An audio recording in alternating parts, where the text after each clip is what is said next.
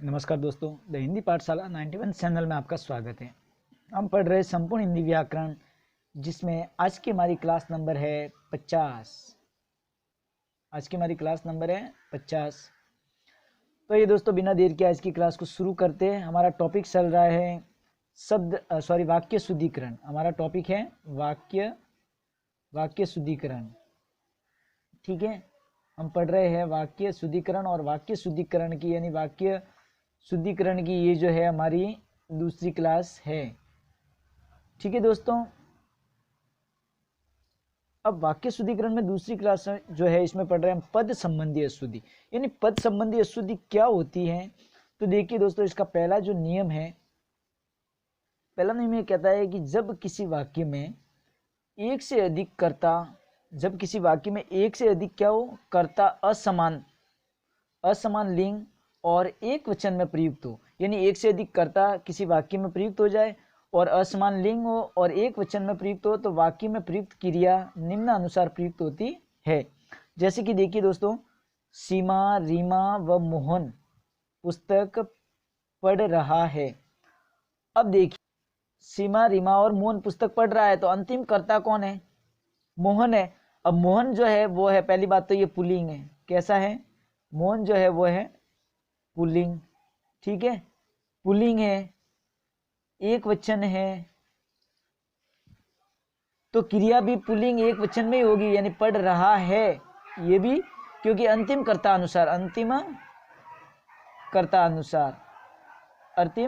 के अनुसार तो ये भी पुल्लिंग होगा, क्रिया भी पुल्लिंग होगी और एक वचन में ही होगी अंतिम कर्ता के अनुसार। अब आगे देखिए दोस्तों, अगला हम उदाहरण देखते हैं। जैसे सीमा, मोहन व रीमा क्या कर रहे? पढ़ रही है। तो अब इसमें जो अंतिम कर्ता है वो है सीमा, तो ये स्त्रीलिंग है, लिंग इसका स्त्री है, ये एक वचन है। ठीक है, तो क्रिया भी स्त्रीलिंग में होगी, एक वचन में होगी। क्यों? क्योंकि अंतिम कर्ता अनुसार।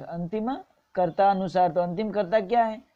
रीमा, जो एक स्त्रीलिंग है और एक वचन में, तो अंतिम कर्ता के अनुसार ये क्रिया भी अंतिम कर्ता के अनुसार होगी। आगे देखिए, अगला उदाहरण है, मोहन, सीमा व रीमा सभी पढ़ रहे हैं। अब देखो, सभी अब सभी पुल्लिंग है, सभी शब्द जो है वो क्या है? पुल्लिंग है। ठीक है, और ये बहुवचन है, सभी क्या है? बहुवचन। तो क्रिया भी पढ़ रहे हैं, ये भी पुल्लिंग बहुवचन होगी, ये भी पुल्लिंग बहुवचन ही होगी। क्यों? क्योंकि अंतिम कर्ता के अनुसार, और अंतिम कर्ता क्या है? पुल्लिंग बहुवचन है, तो अंतिम कर्ता के अनुसार ये भी पुल्लिंग बहुवचन होगी। अब आगे देखिए, नियम नंबर 2 है कि जब किसी वाक्य में कर्ता के साथ ने परसर्ग जुड़ा हो और एक से अधिक कर्म प्रयुक्त हो, तो वाक्य में प्रयुक्त क्रिया अंतिम कर्म के अनुसार प्रयुक्त होती है। यानी कि वाक्य में कर्ता के साथ क्या जुड़ा हो? ने परसर्ग, और एक से अधिक कर्म प्रयुक्त हो, तो वाक्य में प्रयुक्त क्रिया जो है वो अंतिम कर्म के अनुसार प्रयुक्त होती है। जैसे कि देखिए दोस्तों, राकेश ने पुस्तक, पेंसिल और थैला खरीदा। अंतिम कर्म थैला। ठीक है, अब थैला एक वचन है, एक वचन ही है, और ये पुल्लिंग है, तो अंतिम कर्म के अनुसार खरीदा।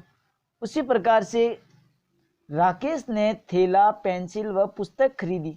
अब अंतिम कर्म पुस्तक। ठीक है, ये अंतिम कर्म है, क्या है? स्त्रीलिंग है, एक वचन है, तो क्रिया भी अंतिम कर्म के अनुसार ही होगी, यानी खरीदी। उसी प्रकार से आगे देखिए दोस्तों, अगला उदाहरण है, राकेश ने पेंसिल, थैला व पुस्तकें खरीदी। अब पुस्तकें ये बहुवचन है, सॉरी स्त्रीलिंग है, पहली बात तो। ठीक है, दूसरी बात कि ये बहुवचन है पुस्तकें, तो क्रिया भी स्त्रीलिंग में होगी, बहुवचन में होगी। क्यों?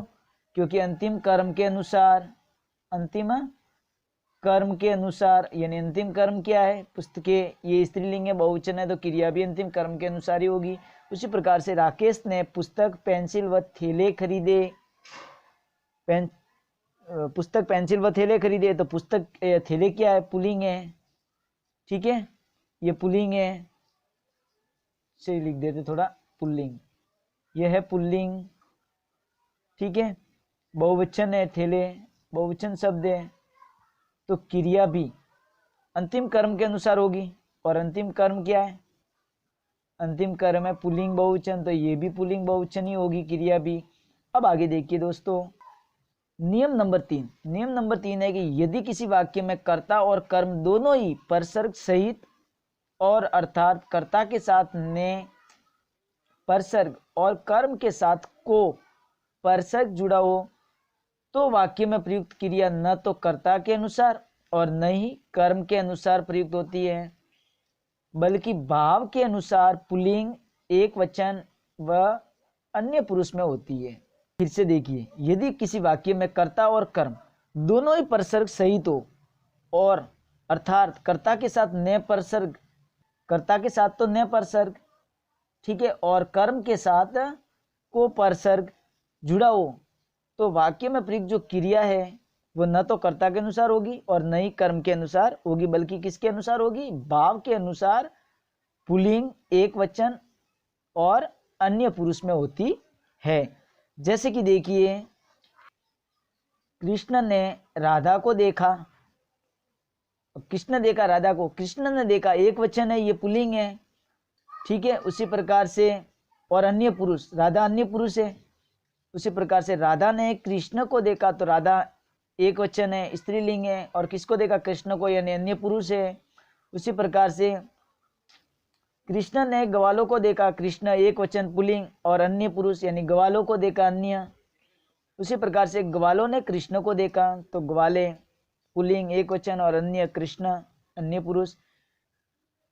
अब आगे देखिए दोस्तों, आज की क्लास दोस्तों यानी कि वाक्य शुद्धिकरण की क्लास पूर्ण हो गई और कल हम पढ़ेंगे, कल हमारी क्लास में वाक्यगत अशुद्धि के जो अन्य कारण है उन अन्य कारणों को हम कल पढ़ेंगे, ठीक है दोस्तों। तो आज की क्लास हमारी पूर्ण हो गई। हमारी वीडियो कैसी लगी आप हमें कमेंट में ज़रूर बताएं और हमारे वीडियो को लाइक करें, ज़्यादा से ज़्यादा शेयर करें और चैनल को सब्सक्राइब करके हमें सपोर्ट करें। धन्यवाद।